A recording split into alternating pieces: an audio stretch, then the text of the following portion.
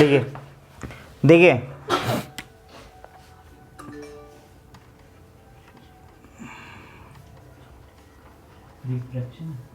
Refraction through spherical surface important है। उसकी वजह ये है ना, क्योंकि यही इसी का जो एप्लीकेशन है ना वो लेंस में करना है हमें। अब देखो, जैसे स्फेरिकल सरफेस में स्फेरिकल मिरर तो पढ़ा है ना हमने, पढ़ा है ना स्फेरिकल मिरर। स्फेरिकल सरफेस क्या होती है कि जैसे मान लो मेरे पास कोई सरफेस होगा, मान लो मैंने यहाँ पे एक सरफेस ऐसे ड्रॉ कर दिया है, ये 4 सरफेस ड्रॉ कर दिए इस टाइप से, और सपोज़ यहाँ रिफ्रैक्शन क्यों हो रहा है, उसकी एक वजह है। उसकी वजह ये है कि हमने यहाँ पे दोनों जगह अलग अलग रिफ्रैक्टिव इंडेक्स ले लिया। यहाँ μ1 μ2 है, यहाँ भी ये μ1 μ2 है, यहाँ पे भी μ1 μ2 है, और यहाँ पे भी μ1 μ2 है। बस इन दो केसेस में एक कंडीशन है कि इन दो केसेस में मैंने μ2 को ग्रेटर देन μ1 लिया है, और इन दोनों कंडीशन में मैंने μ1 को ग्रेटर देन μ2 लिया है। मतलब यहाँ का रिफ्रैक्टिव इंडेक्स ज़्यादा है, इस वाले केस में यहाँ का ज़्यादा है, इन दो केसेस में इसका ज़्यादा है, और यहाँ पे ज़्यादा है। क्लियर हो गया। देखिए, आपको ये नहीं मानना है कि ये कोई पॉलिश किया हुआ सरफेस है, ये केवल ऐसा है जैसे आपने ग्लास स्लैब वाला पढ़ाया था ना मैंने, उसमें क्या किया था। जैसे मान लो ये ग्लास स्लैब है, तो आपको पता है कि यहाँ का रिफ्रैक्टिव इंडेक्स μ1 लिया था और यहाँ का क्या लिया था μ2। यहाँ से रे ऑफ लाइट जा रही थी, तो ये तो तुम्हारा प्लेन सरफेस है क्योंकि एकदम फ्लैट है। लेकिन अब जो सरफेस है ना वो मैंने एक स्फेरिकल ले लिया है, स्फेयर ले लिया है, जस्ट केवल दो जगह अलग अलग रिफ्रैक्टिव इंडेक्स है। दूसरी चीज़ ये है कि जो बोर्ड में इससे क्वेश्चन आता है ना, उसमें मोस्ट ऑफ द क्वेश्चन में ना डायग्राम ड्रॉ किया रहता है, मतलब डायग्राम ड्रॉ किया रहेगा। कोई आपका बलून ले लेंगे या कोई आपका ड्रॉप ले लेंगे, ऐसे वाटर बबल ले लेंगे, वैसे लेते हैं।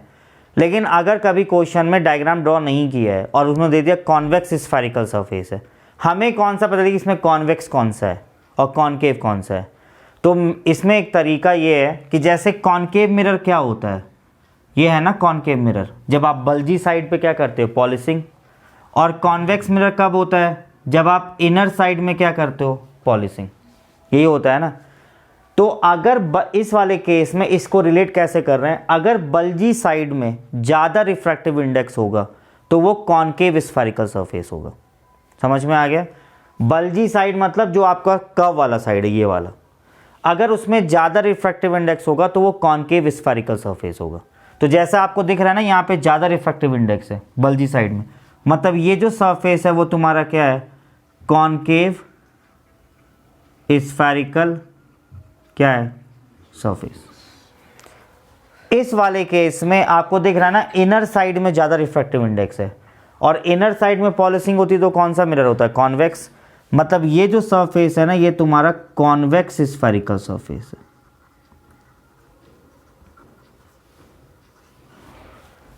आपको दिख रहा है ना, दोनों सरफेस सेम थे, पर ये सरफेस आपका कॉनकेव है और ये सरफेस क्या है, कॉन्वेक्स है, depending upon the refractive index. समझ में आ गया। अब आते हैं इन दो केसेस में।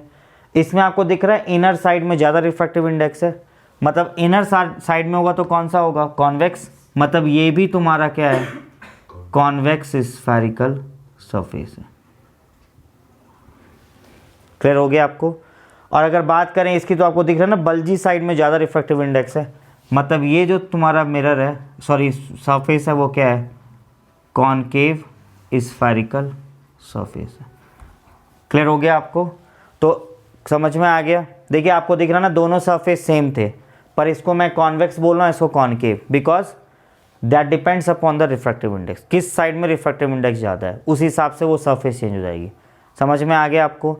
जो फॉर्मूला हम डिराइव करने वाले हैं ना, जैसे जो रेफरेंस बुक है उसमें मैंने देखा है इन चारों के लिए अलग अलग कर रखा है, हम केवल एक के लिए करेंगे, वो चारों के लिए वैलिड होगा, इसीलिए हमें केवल एक डेरिवेशन पढ़ना है। समझ में आ गया। बाकी साइन कन्वेंशन यूज़ करेंगे तो सबके लिए यूज़ हो जाएगा। क्लियर हो गया आपको। करिए ड्रॉ इसे।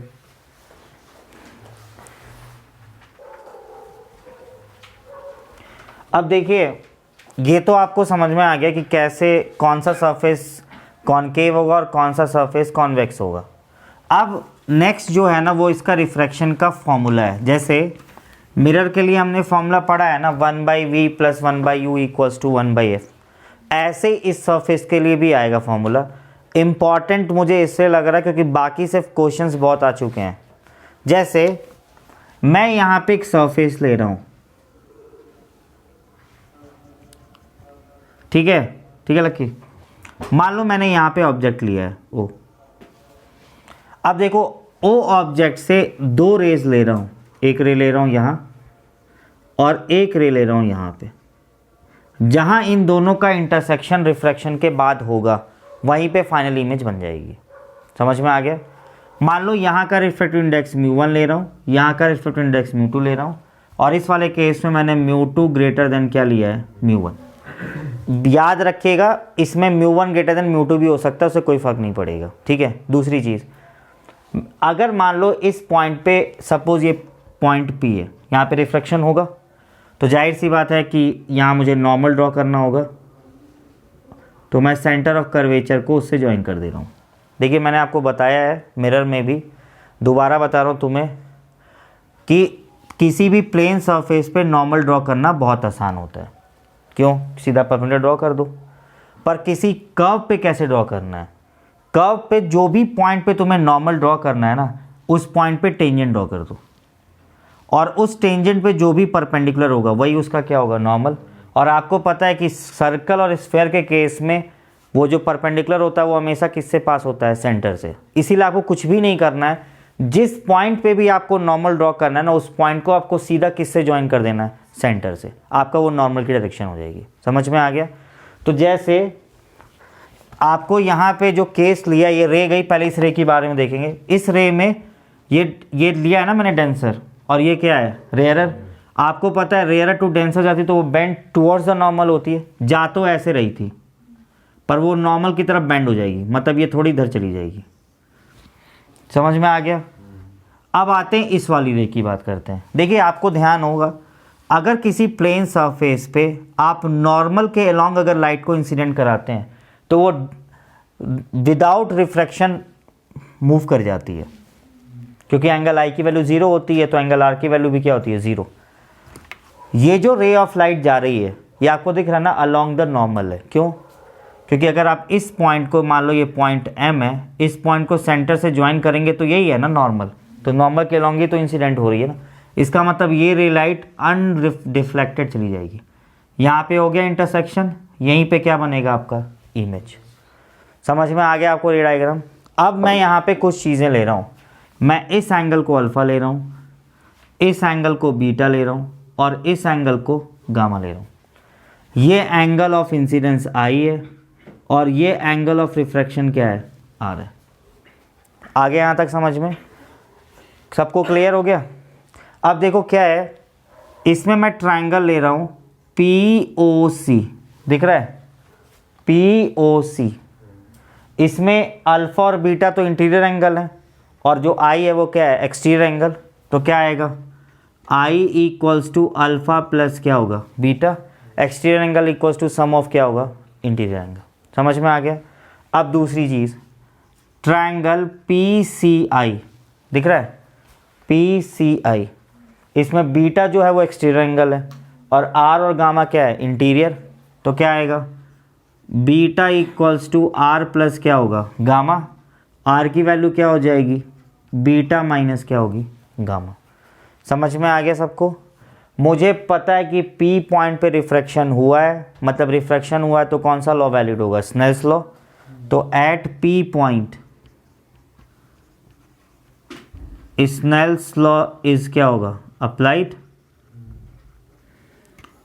तो स्नेल्स लॉ क्या आएगा, साइन आई अपॉन साइन क्या होगा, आर, इक्वल्स टू जहाँ पे लाइट जा रही है, जहाँ से लाइट आ रही है, तो कहाँ जा रही है, μ2 अपॉन क्या होगा, μ1। समझ में आ गया?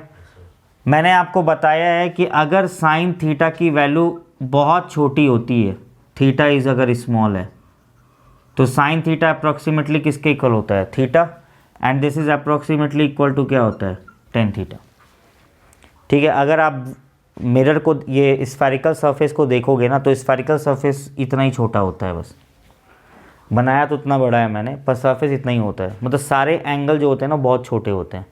तो इसमें आप साइन आई को क्या कर सकते हो, आई, और वैसे ही साइन आर को क्या कर सकते हो, आर। तो क्या आएगा यहाँ पे, μ1 into I equals to μ2 into क्या होगा, आर।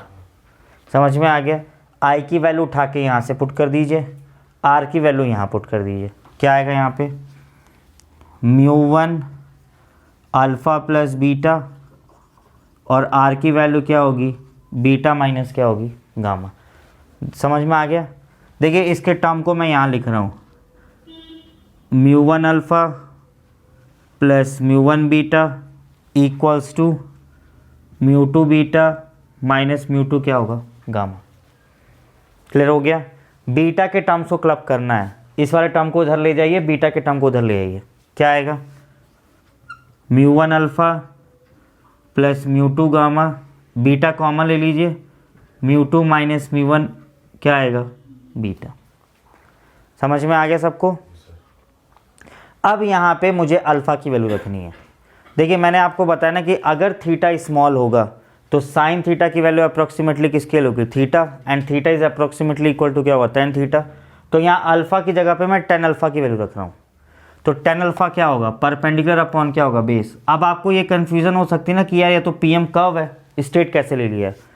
मिरर ये जो पी पॉइंट है ना वो एक्चुअल में बहुत पास में है, तो इस कर्व को आप लगभग क्या मान सकते हो, स्ट्रेट। तो यहाँ पे टेन अल्फ़ा की वैल्यू क्या होगी, दिस इज परपेंडिकुलर अपॉन क्या होगी, बेस। तो क्या आएगी, this is P M upon क्या होगी, ओ एम। गामा की value, this is P M upon क्या होगी, M I, P M upon M I. और बीटा की value, this is P M upon क्या होगी, M C, this is P M upon क्या होगी, एम सी। ये पी एम कैंसिल, क्या आ रहा है यहाँ पे, μ2 upon O M plus μ2 upon M I, अच्छा सॉरी μ1 अपॉन ओ एम, और μ2 माइनस μ1 अपॉन क्या होगा, एम सी। समझ में आ गया। अभी फॉर्मूला डिराइव नहीं हुआ है, अभी इसमें वैल्यू पुट करनी है अकॉर्डिंग टू साइन कन्वेंशन। यहाँ तक आ गया समझ में, करिए नोटिस से, या गेम हो या कुछ हो। देखिए यहाँ पे ना एक साइन कन्वेंशन यूज़ करके पुट करना है, जिससे कि हम सारे के सारे स्फेरिकल सरफेस के लिए ना उस फॉर्मूले को यूज़ कर सकें। जैसे आपको दिख रहा है ना कि ओ एम, इसको मैं क्या लिख सकता हूँ, u object distance, M C ये क्या होगा, रेडियस ऑफ कर्वेचर, ठीक है, और एम आई ये क्या होगा, वी। तो इसको मैं थोड़ा रब कर दे रहा हूँ।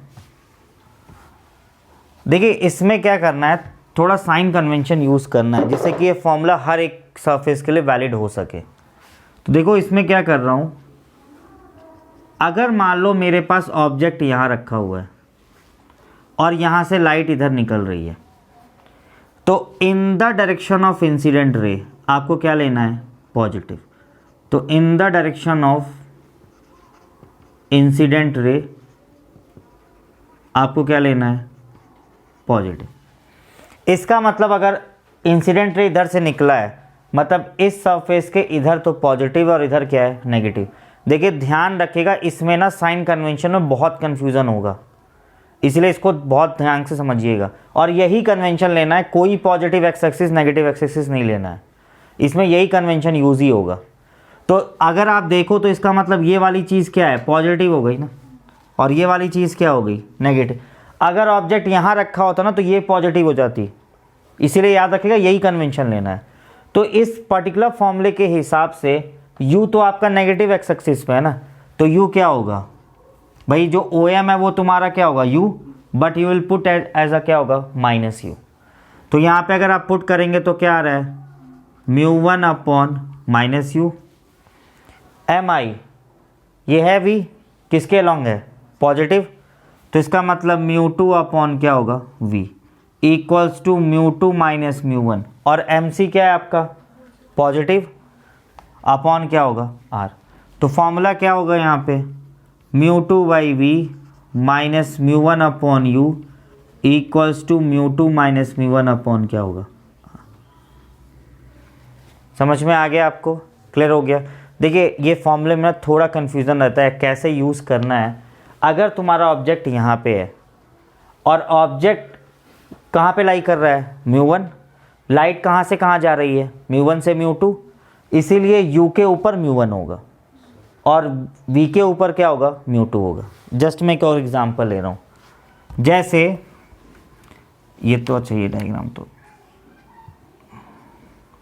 अगर मान लो तुम्हारा ऑब्जेक्ट ऐसे होता, ये मिरर सरफेस होती, और मान लो ऑब्जेक्ट यहाँ बनता और ये μ2 होता और ये μ1 होता, और तुम यही फॉर्मूला लगा रहे होते, तो तुम्हें क्या करना है, तुम्हें दिख रहा है ना, अगर यहाँ से ऑब्जेक्ट लाइट तो ऐसे जाएगी ना, मतलब μ2 से किधर की तरफ जाएगी, μ1, तो आपको पता है ये पॉजिटिव एक्स एक्सिस हो गया, ये आपका क्या हो गया, नेगेटिव एक्स एक्सिस। इसका रेडियस ऑफ कर्वेचर किधर है, इस साइड में, और मान लो इमेज यहाँ बन रही है आई, तो अगर इस फॉर्मूले में रखोगे ना तो μ1 नहीं रखेंगे, यहाँ पे क्या रखेंगे, μ2, क्योंकि लाइट किधर की तरफ से जा रही है, μ2 से μ1, तो क्या आएगा, μ2 अपॉन क्या होगा, u माइनस, अब μ2 की जगह पे क्या होगा, μ1, तो क्या आएगा, μ1 अपॉन क्या होगा, v।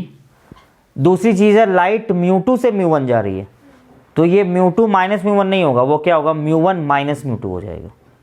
समझ में आ गया महक? तो क्या आएगा, μ1 माइनस क्या होगा, μ2, लेकिन r आपको दिख रहा है इस साइड में लाई कर रहा है, माइनस r हो जाएगा। समझ में आ गया? पूरा रटना नहीं है, क्योंकि जब हमारे पास वैल्यू होगी तो हमारे पास कन्वेंशन भी सही से होगा। तुम्हें आ गया समझ में? क्लियर हो गया? तो ध्यान रखिएगा, इसमें बहुत कन्फ्यूज़न होता है कि μ1 किसके ऊपर रखना है। लाइट अगर μ1 से μ2 जा रही है तो u के ऊपर μ1, v के ऊपर μ2, लाइट μ2 से μ1 जा रही है तो u के ऊपर μ2 और v के ऊपर μ1 होगा। आ गया समझ में? करिए नोट इसे।